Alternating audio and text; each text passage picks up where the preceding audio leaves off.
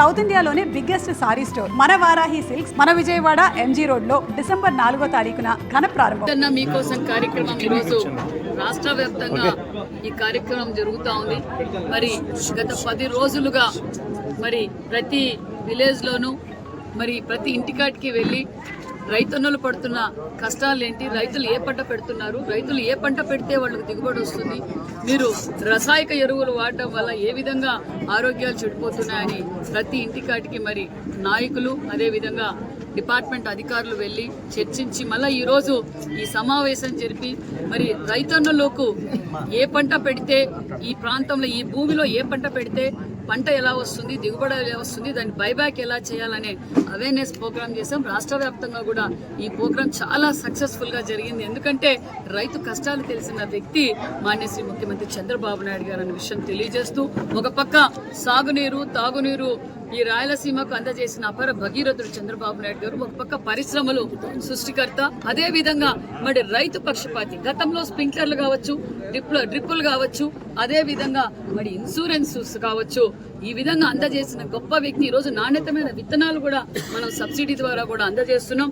మరి సబ్సిడీ ద్వారా కూడా మరి అన్నదాత సుఖీభవ 2వ విడత కూడా సుమారుగా 46 లక్షల మందికి 47 లక్షల మందికి అన్నదాత సుఖీభవ 2వ ఫేజ్ కూడా అందజేశాం. సుమారుగా 3610 కోట్లు అందజేస్తూ అదే విధంగా మరి గతంలో పార్టీ రైతన్నల పేరు పెట్టుకొని రైతుల ద్రోహి జగన్మోహన్ రెడ్డి గారు. ఎందుకంటే ఈరోజు మేము చేస్తున్న కష్టం రైతన్నలు బాగుండాలని ఎల్లవేళలా కోరుకున్న ముఖ్యమంత్రి చంద్రబాబు నాయుడు గతంలో 1924లో డ్రిప్పు కనిపించలా, రైతన్నలు చాలా బాధపడ్డారు. అంతేకాకుండా మరి స్ప్రింక్లర్లు కనిపించలా, నాణ్యతమైన విత్తనాలు కనిపించలేదు. అది కాక రైతన్నుల పైన మరి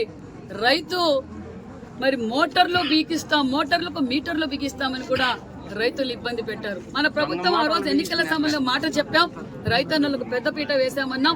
ఈ అతి తక్కువ కాలంలోనే మరి 90% సబ్సిడీతో మరి 6310 కోట్ల విలువ చేసే డ్రిప్ స్ప్రింక్లర్లు అందజేసిన ప్రభుత్వం కూటమి ప్రభుత్వం మాన్యశ్రీ ముఖ్యమంత్రి చంద్రబాబు నాయుడు గారు అన్న విషయం కూడా మీకు తెలియజేస్తూ మరి రైతే రాజు అన్న నమ్మిన వ్యక్తి చంద్రబాబు నాయుడు గారు.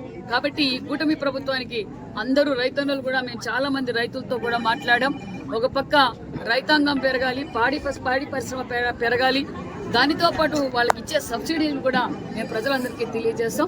నిజంగా రైతులు కూడా చాలా హ్యాపీగా ఫీల్ అవుతున్నారు. సూపర్ 6 పథకాలతో పాటు ఇలాంటి అవేర్నెస్ ప్రోగ్రామ్ పెట్టడం, అధికారులు మా దగ్గరకు వచ్చి మీరు ఈ పంట పెట్టండి, ఈ విధంగా ఎరువులు వేయండి, దిగుబడి ఇలా వస్తుంది, బైబ్యాక్ ఇలా వస్తుందని మాకంతా తెలియజేయడం వల్ల కూడా మాకు చాలా బాగుంది. మేము కూడా పంట మార్పులు కూడా చేస్తామన్న విషయం కూడా రైతన్నలు తెలియజేశారన్న విషయం కూడా తెలియజేస్తాం.